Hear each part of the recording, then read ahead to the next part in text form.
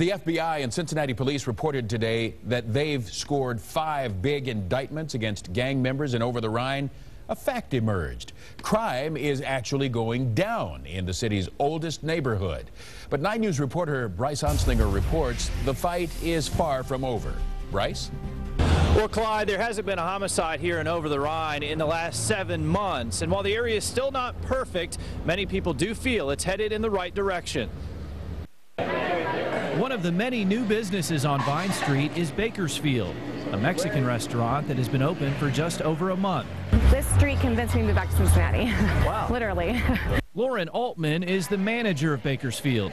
She grew up in Hyde Park, and before she moved out of town 3 years ago, she says she never would have imagined that Over the Rhine would bring her back to Cincinnati. I think finally that people are realizing all the architecture, all the history we have, so they want to be part of this growth and be part of the scene here.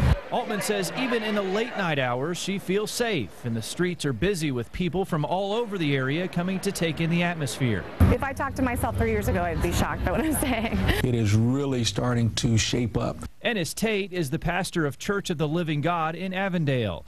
He's also part of Project Nehemiah Ceasefire, a group that helps to organize community leaders to stand up against violence. Crime is truly down. Chief Craig is doing an excellent job of being a man of his word, putting more officers on the street. That District 1 area is really moving forward in its initiative to reduce the violence, the crime.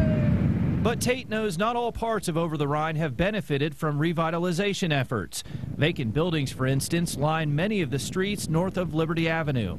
I think that particular area is still wrestling with some true issues of violence. Cincinnati police say crime is going up in Avondale as it decreases in Over the Rhine, and Tate has noticed. He's hoping to mobilize leaders in more of the city's neighborhoods so they're ready if criminals migrate there. I think where we need to be careful is that as we're pushing individuals out to other areas, other communities, that we already have things in place to deal with them before they arrive. If not, then we're going to have to reinvent the wheel for every community. I don't think that's fair to the community.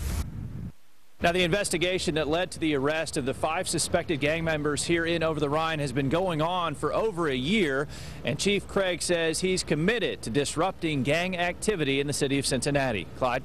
Live reporting from Bryce Onslinger in Over the Rhine.